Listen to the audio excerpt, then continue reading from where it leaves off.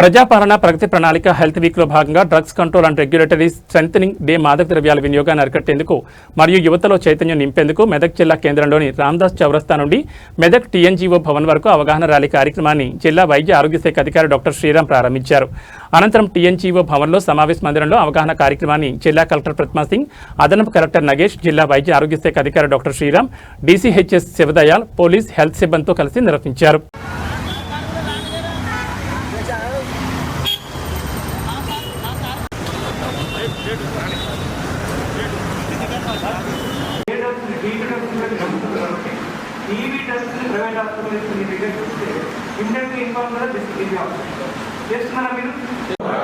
క్రియాశీల భాగస్వామిని అవుతానని డ్రగ్స్ రహిత జీవన శైలిని అనుసరిస్తూ నాతో పాటు ఏ ఒక్కరు డ్రగ్స్ బారిన పడకుండా ఉండడానికి కృషి చేస్తానని డ్రగ్స్ రహిత సమాజమే లక్ష్యంగా సాగుతున్న తెలంగాణ ప్రభుత్వ సంకల్పంలో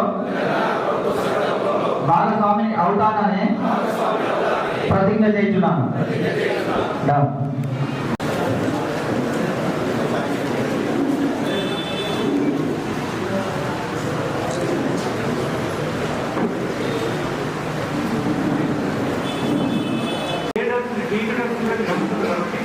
టీవీ టెస్ట్ ప్రైవేట్ హాస్పిటల్స్ మీ దగ్గర చూస్తే ఇమ్మీడియట్గా ఇన్ఫార్మ్ కూడా చేస్తున్నారా? మీరు ఎంతమంది చేస్తున్నారు?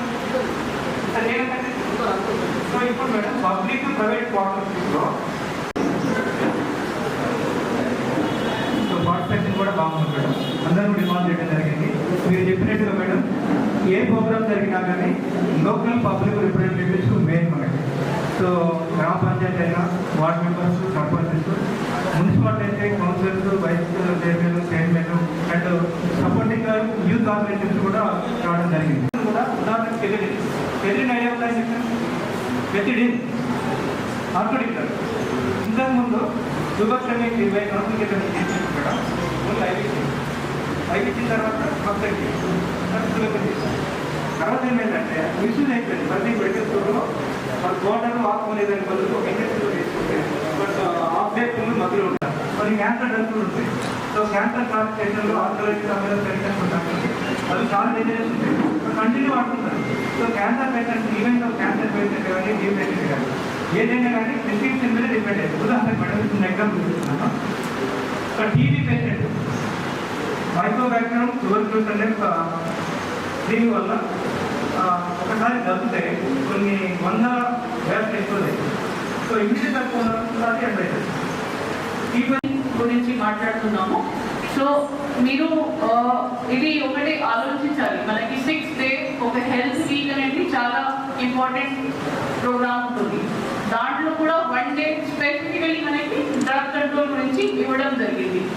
ఎందుకు ఇచ్చారు? మనకి రాష్ట్ర ప్రభుత్వం తరఫు నుంచి ఇంతకుముందు డిఎస్పీ గారు చెప్పారు, మన జిల్లాలో కానీ మన రాష్ట్రంలో ఎక్కడైనా ఇది ప్రొడక్షన్ ఏరియాస్ లేవు. ఎక్కడైనా వాళ్ళు చేస్తున్నారు గంజా ప్రొడక్షన్ అంతా ఏం లేవు, అంతా బయట నుంచి వస్తుంది. కానీ ఎందుకు సీరియస్ అవుతుంది? ఇది మన దగ్గర యూసేజ్ ఎక్కువ అవుతుంది. సిటీలో 2 రకంగా ఉన్నాయి దీంట్లో యూసేజ్ కూడా. ఒకటి మనకి కొద్దిగా రిచ్ ఉన్న వాళ్ళు, కాలేజ్ స్టూడెంట్స్ కానీ ఫ్యామిలీ బాగానే ఉన్నాయి, వాళ్ళకి ఎలా ఉంటుంది, ఇది టాబ్లెట్స్ ఉన్నాయి, కొన్ని రకరకంగా పౌడర్స్ కానీ అట్లాంటివి ఉన్నాయి.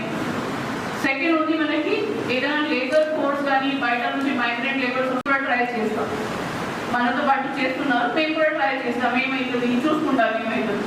సో ఆ ఇనిషియల్ స్టెప్లోనే మనం కొద్దిగా ఒక సపోర్ట్ సిస్టమ్ లాగా ఇస్తే ఫ్యామిలీ తరఫు నుంచి కానీ ఫ్రెండ్స్ తరఫు నుంచి కానీ సొసైటీ తరఫు నుంచి లేదు బాబు ఇది ఒకసారి మీరు వాడుకుంటే మీకు ఇబ్బంది అవుతుంది, ఒకవేళ అలవాటు అయితే మీకు ఖర్చు కూడా పడుతుంది, మీకు ఫ్యామిలీకి కూడా నష్టం జరిగింది, మీకు పర్సనల్గా మీకు హెల్త్ కానీ అంతా మొత్తం పోతుంది.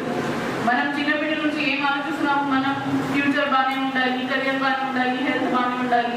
కానీ ఒకవేళ ఆ డైరెక్షన్ చేంజ్ అయితే ఇటు సైడ్కి పోతే అంతా మొత్తం ఖరాబ్ అవుతుంది.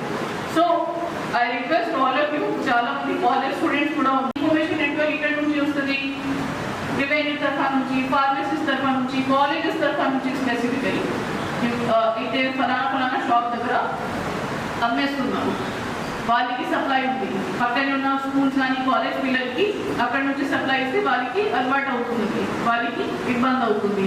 సో కొద్దిగా ఇన్ఫర్మేషన్ నెట్వర్క్ కరెక్ట్ చేస్తే మా పోలీస్ కానీ ఈగల్ టీమ్ తరఫు నుంచి they can take action. Second, మనకి ఫార్మసీ షాప్స్లో కూడా ఇంతకుముందు డిఎంహెచ్ఓ వారు చెప్పారు కొన్ని షెడ్యూల్ డ్రగ్స్ ఉన్నాయి, దీనికి కూడా మిస్యూజ్ అవుతుంది. సో మనకి ప్రిస్క్రిప్షన్ డ్రగ్స్ చాలా జాగ్రత్తగా యూజ్ చేయాలి. ఒకవేళ రెసిస్టెన్స్ అయితే దెన్ మొత్తం ఆ డ్రగ్ తయారు చేయడానికి ఎంత సంవత్సరం పడినా ఉంటే అది ఇన్ఎఫెక్టివ్ అవుతుంది. సో క్లారిటీ ఇచ్చింది. సో అందులో ఇది మన ఇప్పుడున్నటువంటి ఫార్మాస్యూటికల్ కానీ డ్రగ్ కంట్రోలింగ్ అథారిటీ కానీ మనం ఏం చేయాలి, పోలీస్ ఏం చేయాలి, అండ్ పబ్లిక్ నుంచి ఏం సపోర్ట్ తీసుకోవాలి అనేది క్లారిటీ ఉంది. సో ఇక్కడ మనం రిలేటెడ్ సబ్జెక్ట్ ఏంటంటే drug controlling authority and pharmaceutical department. So మనం ఏం చేయాలంటే టాపిక్ ఇక్కడ. కాబట్టి ఇక్కడ మనం అనుకుంటున్నట్టు డ్రగ్స్ అంటే ఓన్లీ గంజాయి లేదు, డ్రగ్ పెడలర్స్ కూడా లేరు, కానీ డ్రగ్స్ బాధితులు మాత్రం మన దగ్గర ఉండాలి. చాలామంది ఇప్పుడు మన భారతదేశంలో యువత ఎక్కువగా ఉన్న దేశం, మన ప్రపంచంలో యువత ఎక్కువగా ఉంది మన భారతదేశంలోనే. అటువంటి యువత ఈ డ్రగ్స్ బారిన పడి వారి జీవితాన్ని నాశనం చేసుకుంటున్నారు. ముందుగా ఎవరైతే డ్రగ్స్ తీసుకుంటాడో ఆ వ్యక్తి నష్టపోతున్నాడు, అతని హెల్త్ పాయింట్ ఆఫ్ వ్యూ అంతా ఖరాబ్ అవుతుంది. తర్వాత అతని యొక్క కుటుంబం రోడ్డు మీద పడుతుంది, కుటుంబం కూడా చిన్నభిన్నం అవుతుంది. తర్వాత అతని క్రైమ్స్ అవి చేయడం వల్ల మన సొసైటీ నాశనం అవుతుంది. సొసైటీ మన ఈగల్ టీం ఏసీపీ గారు, మరి జిల్లా మన మెడికల్ అసోసియేషన్ అధ్యక్షుల వారు, మన లోకల్ సీఎం మహేష్ గారు, మరి అందరూ మిత్రులు, pharmacist, medical shop owners, Medak జిల్లా ప్రజలు ఇప్పుడే మరి ఇక్కడ మీటింగ్ ర్యాంక్లో పార్టిసిపేట్ గౌరవనీయులు మన ప్రిన్సిపల్ చైర్పర్సన్ గారు, వైస్ చైర్పర్సన్ గారు, గౌరవ గవర్నర్స్ అందరికీ హృదయపూర్వక నమస్కారం. మనమందరం ర్యాలీగా వచ్చాము.